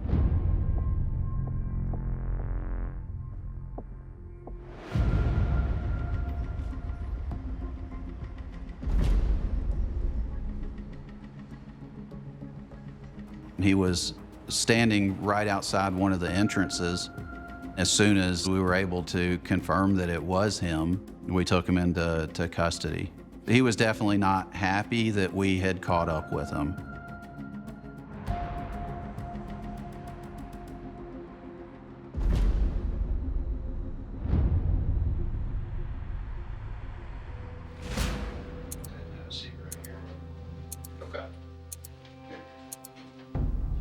Just for everybody's safety, I'm going to check you one more time before we take the handcuffs off of you, okay? All right, David. My name's Lieutenant Clark with Sheriff's Office. I'm gonna go ahead and record this that way and gotta take a whole bunch of notes or anything, okay? So, this is Sergeant Hands. How are you, sir? We want to be able to talk to you about an incident that happened here recently. All right. You said you were working, the last odd job that you had was up at, you said Angie's house in Ball Ground. When was the last time that you worked up there? Probably something like that.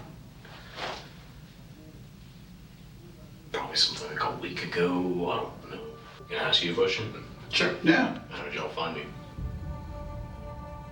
Y'all are a lot quicker than I thought. What do you mean we're a lot quicker than? Y'all are a lot quicker than I thought. Tell me what happened last night.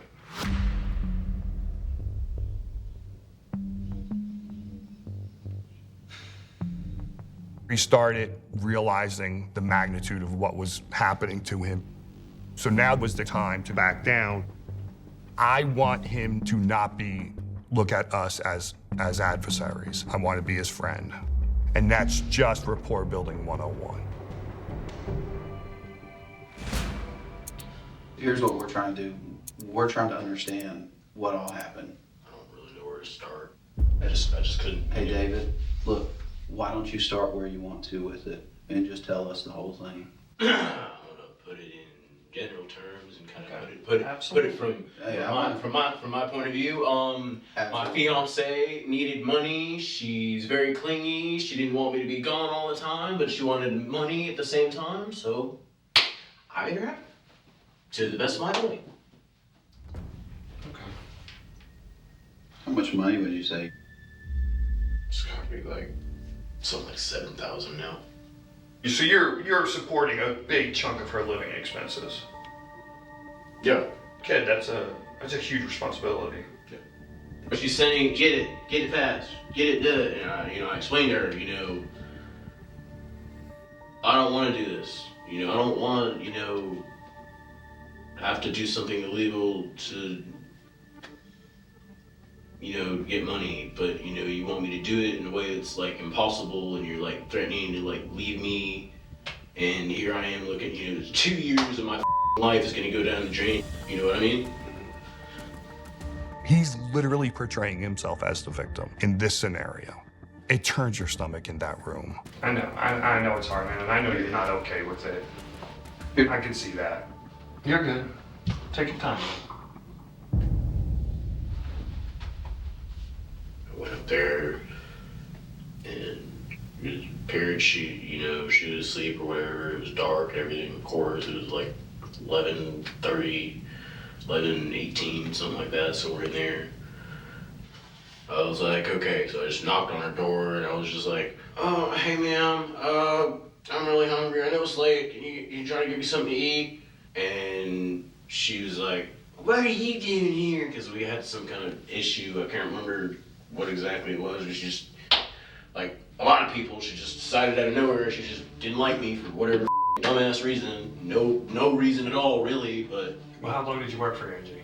Like 2 days. Okay. 3 days, something like that. Go ahead, I didn't mean to cut you off. So you're out the door. So she went to just close the door, and like it sounded like she locked it, but I don't know, I guess instinctually I just knew it wasn't, and I just pushed it open, and I seen she was just sitting there on the couch, and she's like, you need some food, you have some food. I'm like, no, bitch, I'm here for your money. She's like, I ain't got nothing. So I just shot her in the face, and then she was sitting there leaning like this, and I was just so upset because I even had to do this that I just pistol whipped her in the face. The gun accidentally went off, and she finally fell down, so I might have shot her a third time. I'm not entirely sure. Where is that for, sir? Go ahead and step this way.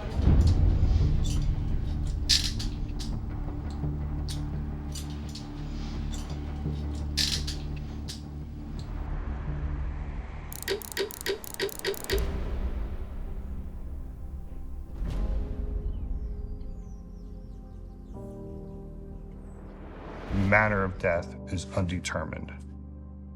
When I read that, I was and am still astounded.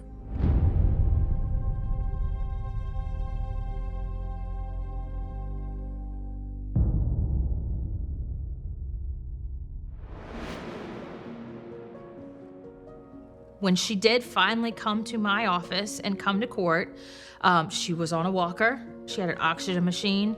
It was hard to speak to her. There was really not much quality of life for her left after this. But she was, at that point, I think, determined to make sure that someone understood what had happened. She was willing to stand up and make sure that he didn't do this to anybody else. It's just rough sometimes. You know, I still have dreams, things like that, and it's hard. Angie was my second mom, not only an aunt, but somebody that was there as well to, you know, help me grow up and help me raise right. I guess the biggest thing is just that I miss her.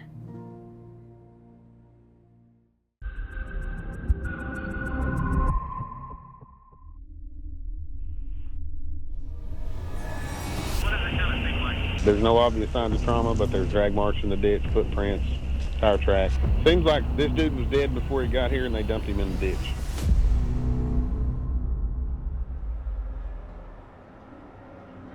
We were all kind of getting ready to go home, and then the call came in. At that point in time, all we had was an individual basically lying on the side of the road, obviously deceased. This was a remote road way out in the middle of nowhere. Somebody specifically, purposefully had to come down this road and dump this body. The state of his body was in full rigor. He hadn't started decomposition. There were no bugs present on or around him. So it was fairly fresh. It was probably within 12 hours from the time he was killed.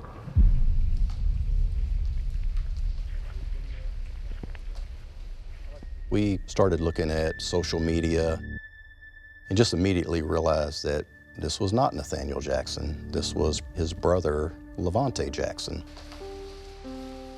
It had rained that day, and the ground was soft, and there was obvious tire tracks leading up to where the body was dumped, and we could see that he was drugged and dropped on the side of the road. There's a pudding cup with fresh pudding on the ground that's not deteriorated very much. Pudding dries out after a while. We didn't know if it was related or not related at the time, but we went ahead and seized it. Our next step was to find out who he associates with. And what we did determine is that he had a girlfriend and the mother of his child, Chelsea Martin.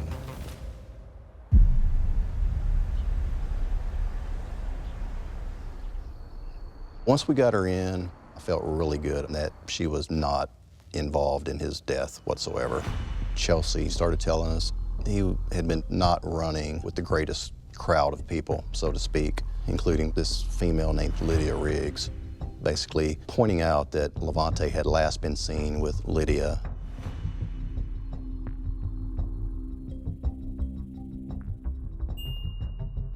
Lydia had texted that herself, Wonder Bread, and David were all there when the murder took place. Lydia said she was there in Wonder's room when Levante died.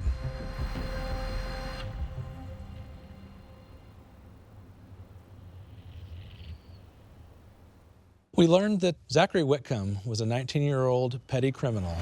He had been in trouble for small stuff before. David Adair was a 26-year-old convicted felon with a history of violence. Lydia Riggs was the girlfriend of David Adair.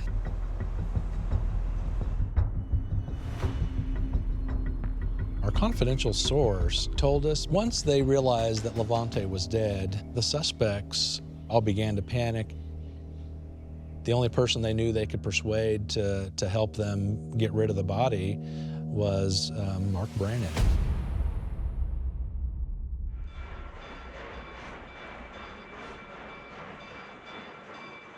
He wanted to talk to me and kind of clear his name, I guess. Just have a seat right there. Where's your car at now? Honestly, man, I don't know.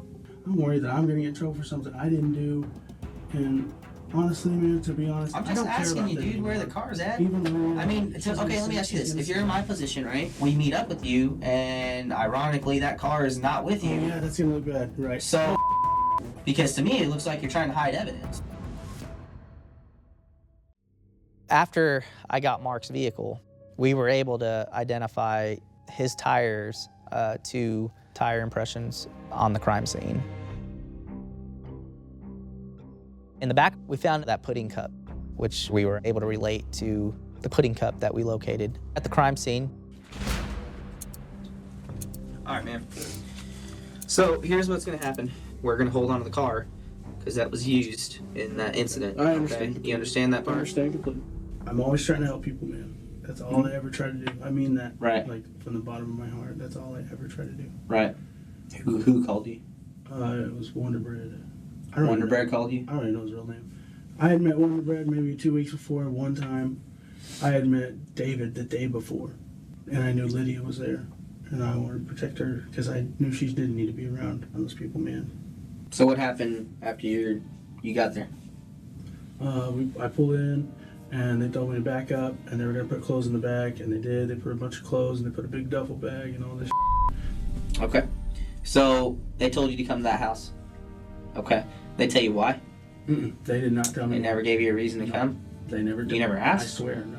But at no point they told you where they were going? No, I swear, no. They did not. Until we passed a dirt road, did they even tell me that we were going to go down a dirt road. And Okay. until we were right there and said, hey, we're going to go for a walk. Stop the car. They got their stuff and they told me to go down, wait 5 minutes, and come back up. And so I went down and I sat there with Lydia for a minute, just like calming her, like saying, everything's going to be all right. Like, why are you crying? And she wouldn't tell me anything. So Lydia was crying in the car? Where were the other two? They were off with their bags. So, whenever you're talking with Lydia, what did she tell you? Nothing. She didn't tell me anything about this. She said, I'm scared, I'm scared. And I thought she meant, I'm scared of them. You have your phone on you?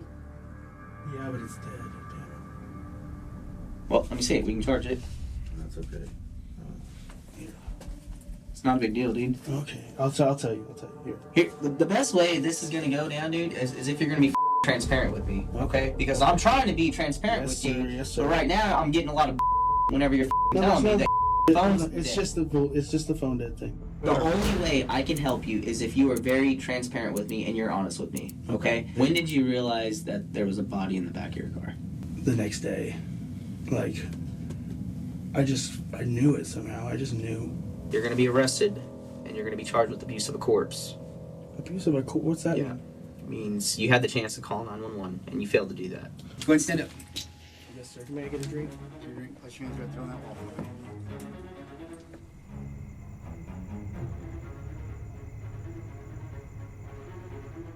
Let's just go back from the beginning, kind of just the facts of what happened, what you saw, what you know. I had a bandana in my pocket, and David tells Levante, get my flag. And Levante gets up, so I stand up. And me and Levante start wrestling. David Adair told Levante to take Zachary's flag, which is his gang handkerchief. It's a sign of disrespect.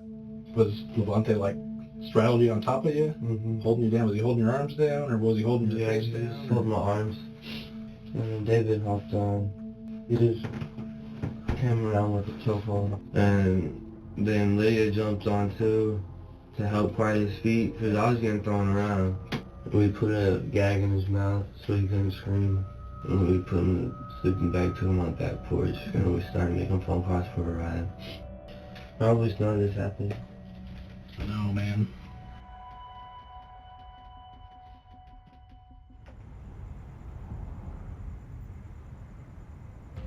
David finally had gone home to crash, and his mom called in to the sheriff's office because they had been to her house before. Our guys went in, secured David without incident.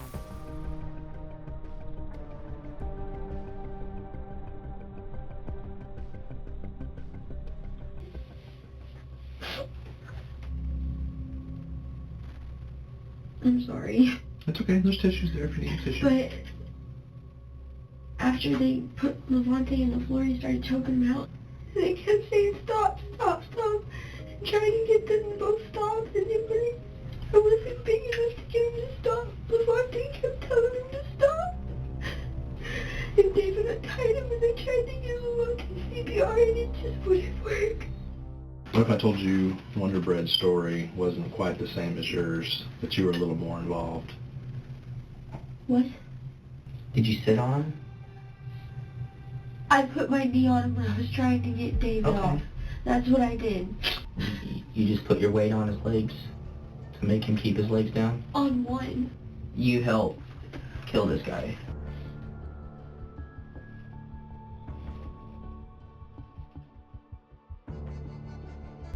Me, Lydia, and Zach, we were in the bedroom.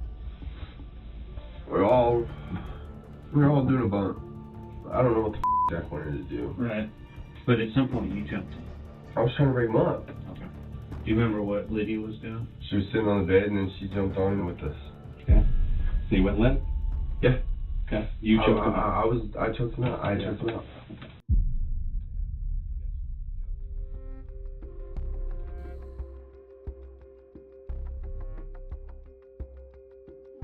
David Adair pled guilty to second-degree murder and received 30 years in prison. Lydia Riggs pled guilty to second-degree murder and received 15 years in prison. Zachary Whitcomb pled guilty to second-degree murder and got 20 years in prison. And Mark Brandon pled guilty to evidence tampering, abuse of a corpse, and hindering apprehension and received 20 years in prison.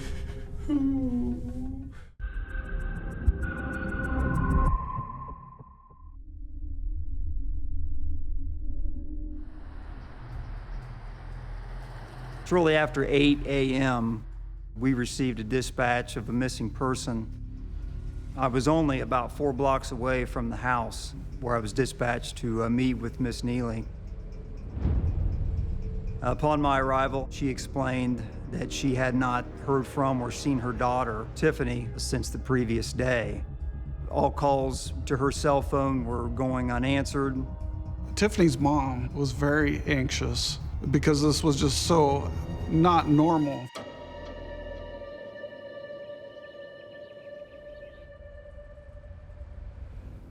The text messages that we received indicated that Sam Littleton was the last individual to speak with her. We learned Sam Littleton was Tiffany's mother, Deb Neely's boyfriend. They'd been together for 15 years, and Tiffany, of course, always knew Sam.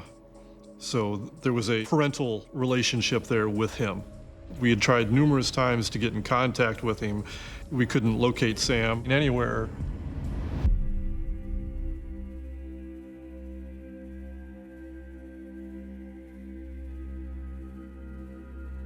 They had asked Deb if they could take a look around the house.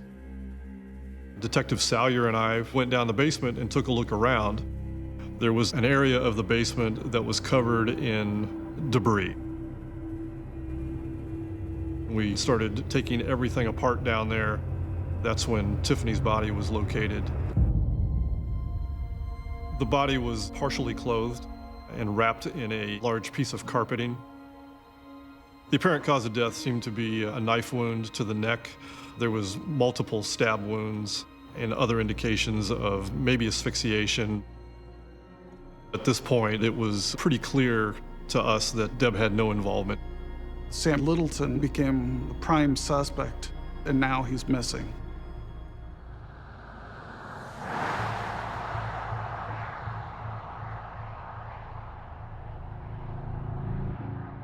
Richard and Gladys Russell were an elderly couple that lived just outside the city of Bellefontaine.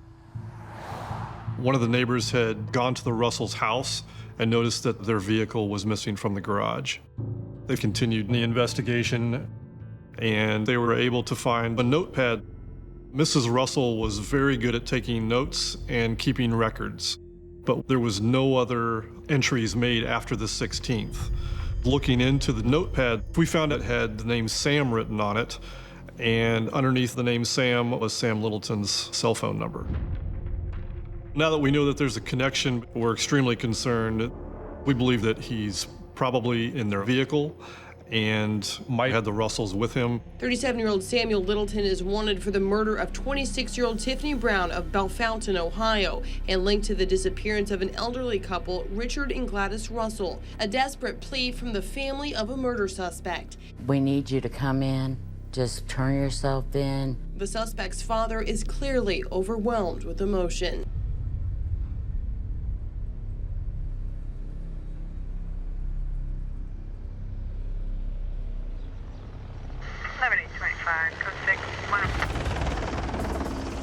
They began searching the area not too far from the store where the car was parked. They found Sam Littleton. He suddenly fled from them. As when we continued our search, we found he had built a makeshift cave. Basically a primitive camp where he had been hiding out.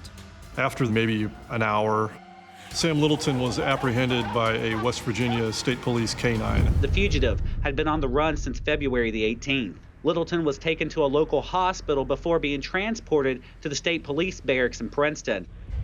Sam, obviously, we've got a million questions for you. And we realized, through this investigation, things went really wrong at some point. We just ask that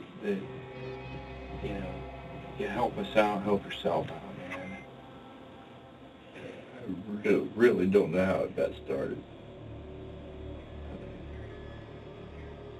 I think evil thoughts all the time. Evil thoughts all the time? All the time. I mean, that's why I keep myself away from people. Okay. I mean, there ain't 1 minute that I don't sit here and think about how to snap somebody's neck, crush their head.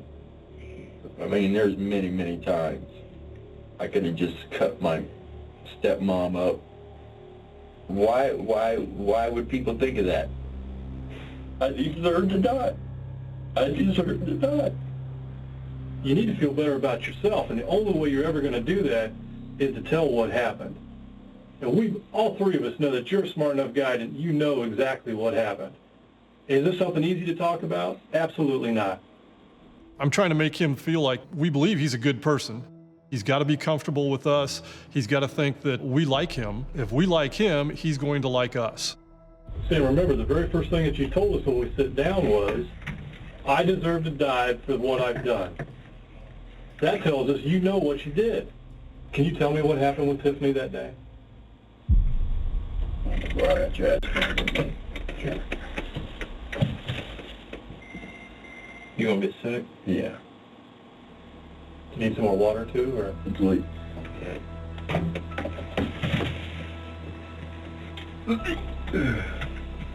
I've never had a suspect get physically ill during an interview before. He doesn't want to relive that event. He just doesn't want to talk about those things because it makes him physically ill.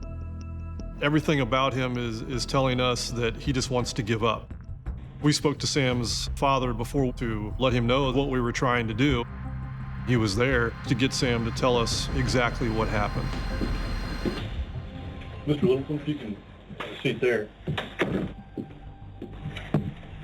Sam, I love you.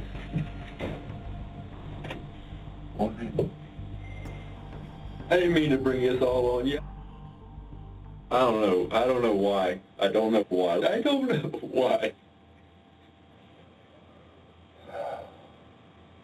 I wish you'd have come to your daddy with it. Years ago, boy. I'm just tired. I'm just tired. I don't mean to bring this on you, but this probably could be the last time I get to see you, so. I know it. And these guys probably went out of their way just to have you come in here. Having the father in the room there may have been a turning point. Sam was talking with us more freely. It seemed like he wanted to tell his dad, but he didn't know how to tell his dad. I'm so sorry, man. I know it. And I hope. Absolutely. Sam, are you okay with that? I love you. Pretty sore, Sam. Mommy, I would.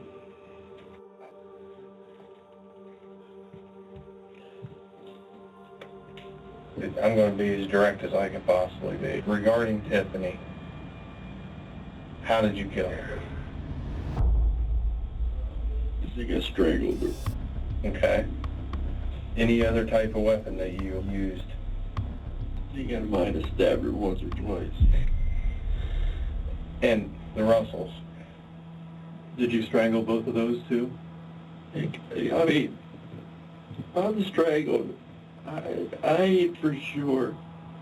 Can you tell us if it was after you left the house or whether it was still there at the house? I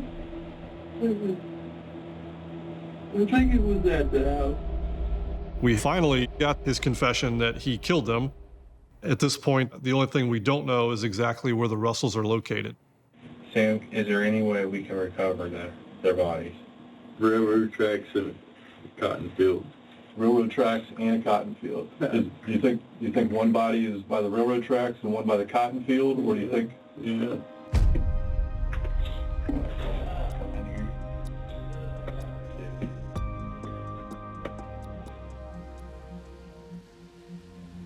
Outside of Chattanooga, Tennessee, local law enforcement were able to find the remains of Dick Russell.